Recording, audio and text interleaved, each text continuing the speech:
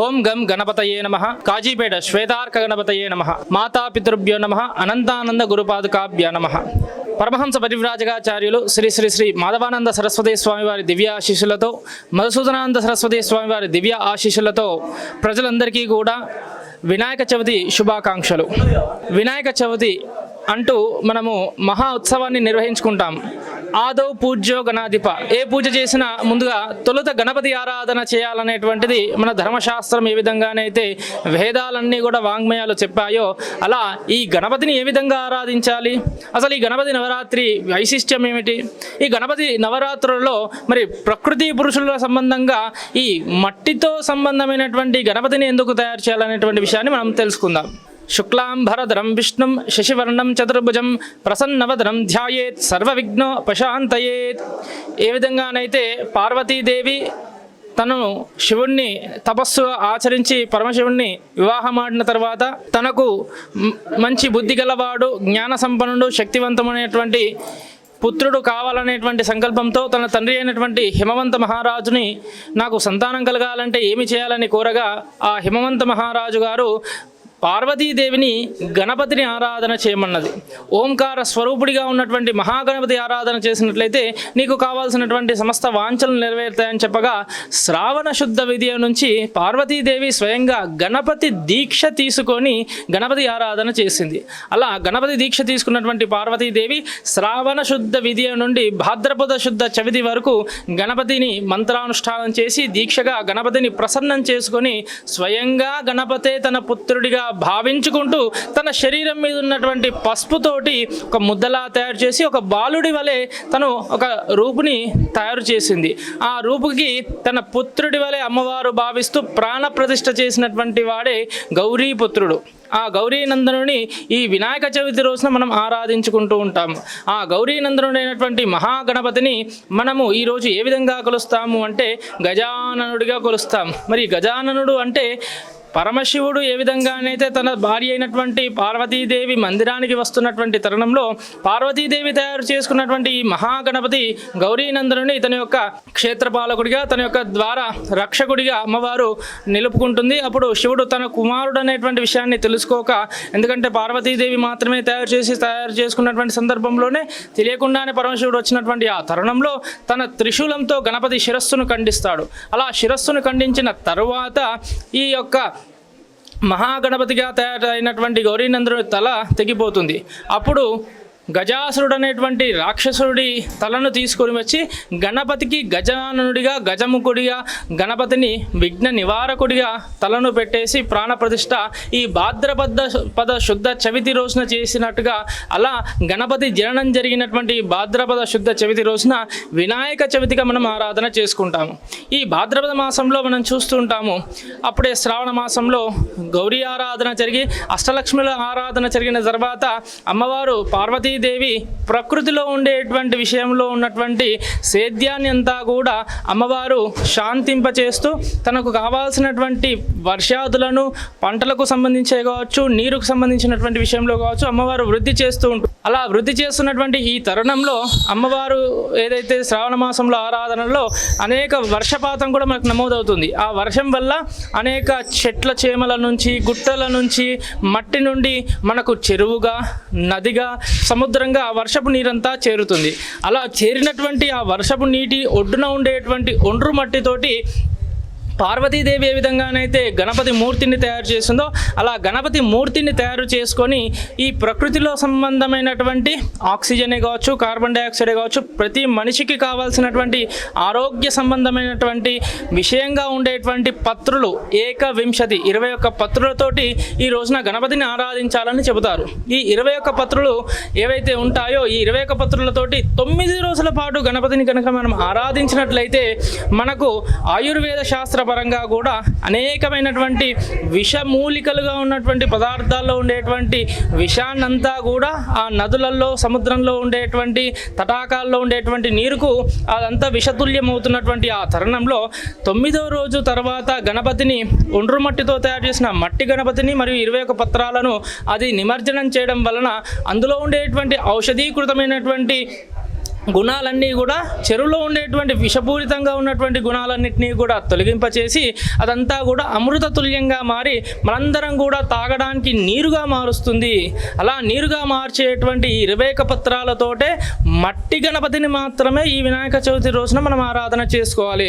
మరి మట్టి గణపతిని ఎందుకు చేయాలి అంటే పూర్వకాలంలో అసురులు అనేకమైనటువంటి అసురులు దేవతలు చేసే యజ్ఞ యాగాదులే కావచ్చు, యక్షరులు, కిన్నరులు, గంధర్వులందరూ కూడా వారు చేసేటువంటి వాళ్ళ కృత్యాలను అనుసరించి వారి నిర్వహణను భంగపరుస్తూ వారు దేవతలంతా చేసే యజ్ఞాలను భగ్నం చేస్తూ ఈ యొక్క రాక్షసులంతా కూడా విచ్చలవిడిగా తిరుగుతున్నటువంటి క్రమంలో విష్ణుమూర్తిని చేరి ఇంద్రాది దేవతలు కోరుతారు, అయ్యా ఇంతటి క్రూరమైనటువంటి ఈ రాక్షసుడు విలయతాండవం చేస్తూ అందరినీ కూడా భ్రష్టు పట్టిస్తున్నాడు, మరి దీనికి ఏదైనా ఉపాయం లేదా అంటే మట్టి గణపతిని తయారు చేసి గణపతిని కనుక మీరు ఆరాధించినట్లయితే గణపతి అనుగ్రహంతో ఆ రాక్షస సంహారం జరుగుతుంది అని చెప్పగా ఓంకార స్వరూపుడిగా ఉండేటువంటి మహాగణపతిని దేవతలంతా కూడా మట్టి గణపతిగా తయారు చేసి విశేషించి 21 పత్రములను పెట్టేసి ఆ గణపతిని ఆరాధన చేసుకొని గణపతి అనుగ్రహాన్ని పొందుతారు.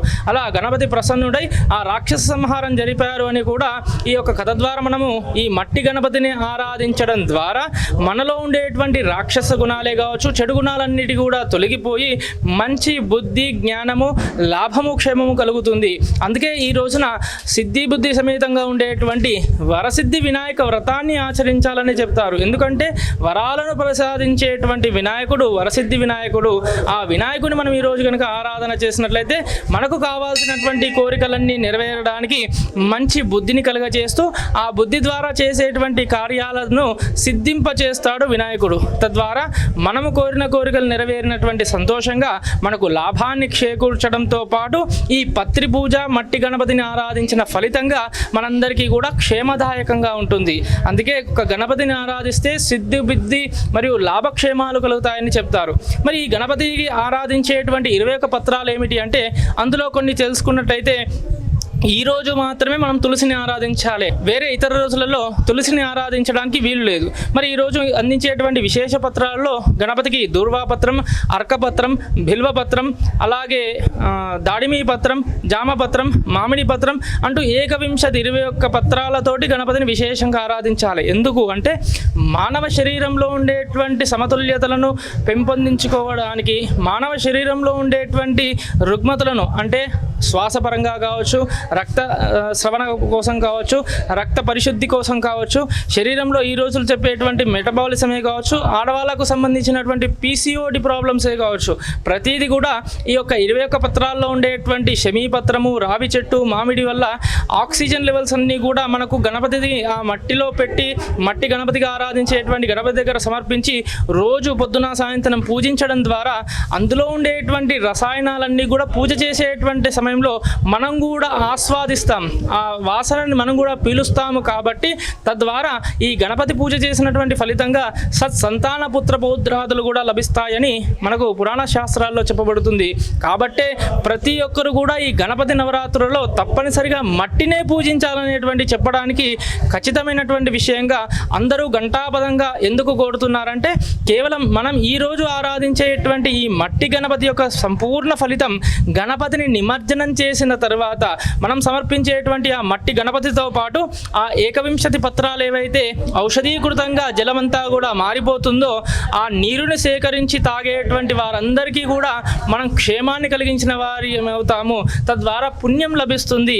అలా ఏదైనా నదిలో కలిసినప్పుడు అది నది పారుతూ పారుతూ ఏదైనా ఒక ఒడ్డు వద్ద మనం ఏర్పాటు నిమజ్జనం చేసినటువంటి ఆ పత్రాలన్నీ కూడా మళ్ళొక్క చెట్టుగా మారిపోయి పక్కవారికి మళ్ళొక చెట్టుగా మారి తను సేద్యం చేరడానికి ఆసరగా ఉంటూ అదే విషయంగా తనకు కావాల్సినటువంటి యోగక్షేమాలను కూడా అందించేటువంటి విషయంగా మంచి జరుగుతుంది. కాబట్టి ఈ రోజున మట్టి గణపతిని ఆరాధిస్తూ 21 పత్రాలతో ఆరాధించడం ద్వారా ప్రకృతి పర్యావరణాన్ని కూడా రక్షించిన వాళ్ళం అవుతాము.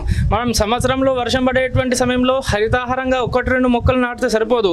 ఈ 21 పత్రాలను మట్టి గణపతితోటి మాత్రమే తయారు చేసి దాన్ని నిమజ్జనం చేయడం వల్ల మన ప్రాంతమే కాదు, ఆ పారేటువంటి నీరు ఎక్కడికి పారినా కూడా అక్కడ ఈ చెట్లన్నీ కూడా మొలుస్తాయి. కాబట్టి పర్యావరణాన్ని రక్షించిన వారం అవుతామనేటువంటి దృఢ సంకల్పం కలిగినటువంటి విశేషమైనటువంటి ధర్మము మన హైందవ ధర్మం.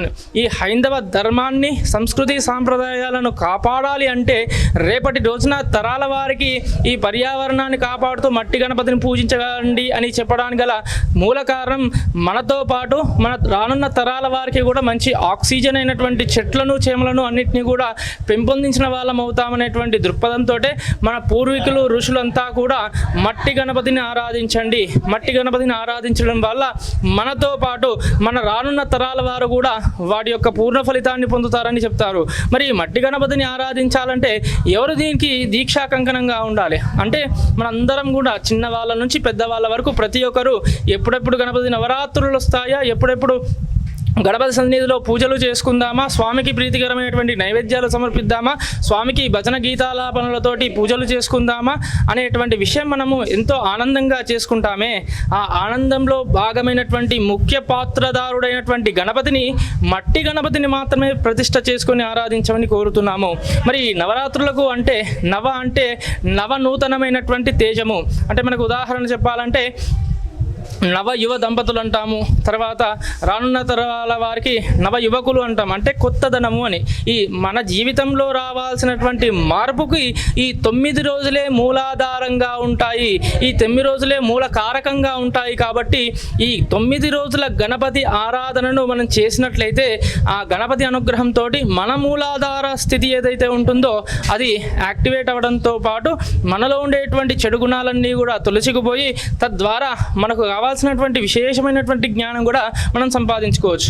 మరి ఈ గణపతికి ఆరాధించేటువంటి క్రతులలో మరి గణపతికి ఏ విధమైనటువంటి పత్రాలు పెట్టాలి, ఏ విధమైనటువంటి నైవేద్యాలు పెట్టాలి, ఎలా గణపతిని పూజించుకోవాలి అంటే ఈ 9 రోజులకు కూడా 9 విషయమైనటువంటి విశేష మహిమలు ఉన్నాయి.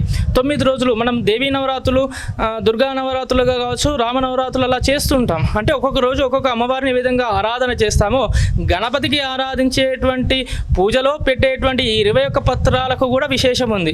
అంటే మనం సమర్పించేటువంటి వినాయక చవితి రోజు పెట్టేటువంటి తులసీదళం వల్ల మనకు ఏకాదశి రోజున వచ్చేటువంటి విష్ణుమూర్తి ఆరాధన, విశ్వక్సేన ఆరాధన చేసిన ఫలితం వస్తుంది.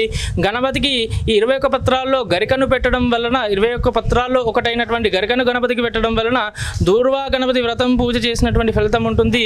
గణపతికి రావి చెట్టును పెట్టడం వలన మనలో ఉండేటువంటి చెడు గుణాలన్నీ పోయి మంచి బుద్ధిని కలిగింపజేసుకోవడానికి అవుతుంది.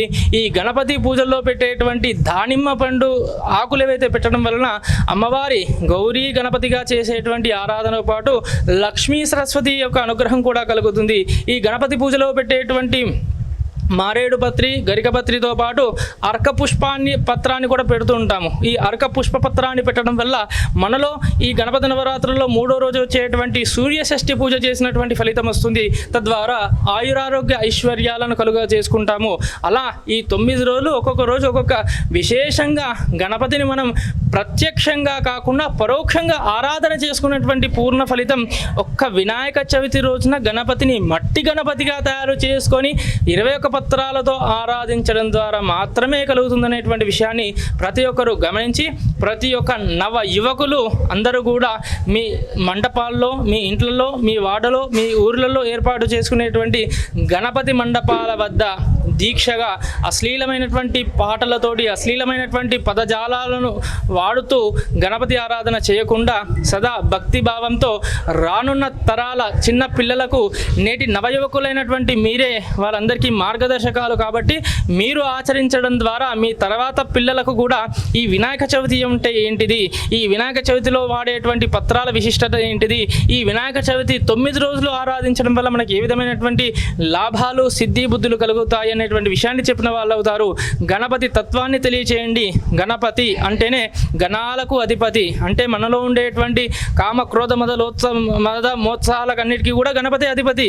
ఈ నవరంధ్రాలకే కావచ్చు, షణ్మతాలకే కావచ్చు, సర్వేంద్రియాలకే కావచ్చు, పంచేంద్రియాలకే కావచ్చు, ఈ లోకానికే సర్వత్రా అన్నీ తానే ఉన్నటువంటి వాడు గణపతి. ఇందుగలడు అందు లేడనేటువంటి సందేహం లేకుండా సంపూర్ణంగా గణపతి అనుగ్రహాన్ని పొందడానికి ఆ పిల్లలకు కూడా రానున్న తరాల వారికి నేటి నవయువతనే ప్రోత్సాహంగా గణపతికి ఉండేటువంటి చెవులు ఎందుకు, ఈ గణపతికి ఉండేటువంటి ఏకదంతుడిగా ఎందుకున్నాడు, తనకు ఆ తొండం ఎందుకు వచ్చింది, అంత బొజ్జ ఎందుకు వచ్చింది, ఆయనకు పరిగెత్తలేని ఆయాసపడేటువంటి మూషికమే తన వాహనంగా ఎందుకు చేరింది అనేటువంటి కథలను చెప్పండి. ఈ 9 రోజులు ఒక్కొక్క రోజు ఒక్కొక్క కథను చెప్పడం వల్ల కూడా మీరు కూడా సంపూర్ణ గణపతి గురించి తెలుసుకున్న వాళ్ళు అవుతారు. మీ రానున్న తరం వారికి కూడా గణపతి గురించి మరింత విశ్లేషణాత్మకంగా చెప్పడం వలన గణపతి ఆరాధనతో పాటు తల్లిదండ్రులను కూడా ఆరాధించిన ఫలితం కేవలం గణపతి తత్వం ద్వారా మనం తెలుసుకోవచ్చు, గణపతి ఆరాధన ద్వారా తెలుసుకోవచ్చు. ప్రకృతిని ప్రేమించాలనేటువంటి విషయాన్ని గణపతి ఆరాధన ద్వారా తెలుసుకోవచ్చు. ప్రకృతి పురుషులుగా ఉండేటువంటి నీరు, నిప్పు, ప్రతి ఒక్కటి చెట్టు, చేమ అన్నీ కూడా పెట్టడం వల్ల ప్రతి ఒక్కరిని ప్రేమ స్వభావంగా మనం చూడాలనేటువంటి విషయాన్ని కూడా మనము గణపతి ఆరాధన ద్వారా తెలుసుకోవచ్చు అనేటువంటి విషయాన్ని చెప్పండి. ఈ నవరాత్రుల్లో మనందరం కలిసి ఏ విధంగానైతే గణపతి ఉత్సవాన్ని నిర్వహణ చేస్తున్నామో ఇలానే జీవిత పర్యంతం కూడా ప్రతి ఒక్కరితో కూడా ప్రేమగా మలుచుకుంటూ అందరితో సుఖ సంతోషాలను పంచుకోవడంతో పాటు యోగక్షేమాలు మనం తెలుసుకున్న వారం అవుతాము. మనిషికి మనిషి తోడై ఉంటాడు అనేటువంటి విషయాన్ని తెలియజేయండి. ఆ ఫోన్ల లాంటివన్నీ కూడా పక్కకు పెట్టి కనీసం ఈ 9 రోజుల పాటు మీరు మారి మీ పిల్లలను కూడా మన సనాతన వైదిక ధర్మంలో ఉండేటువంటి సంస్కృతి సాంప్రదాయాలను తెలియచేయండి. తద్వారా రానున్న తరాల వారికి కూడా సంపూర్ణ గణపతి అనుగ్రహ కృపా కరుణా కటాక్షాలతో సిద్ధి బుద్ధులు కలుగుతూ వారికి సర్వత్రా మహాగణపతి అనుగ్రహం కలగాలని కాజీపేట స్వయంభూ శ్రీ శ్వేతార్కమూల గణపతి దివ్యక్షేత్రంలో కూడా ఈ 16 రోజుల పాటు ఇక్కడ గణపతి ఉత్సవాలు జరుగుతాయి. గణపతి నవరాత్రులు అంటే 9, కానీ గణపతికి 16 షోడశ ప్రీతి కాబట్టి ఈ ఆలయంలో 16 సంఖ్యగా చేస్తారు.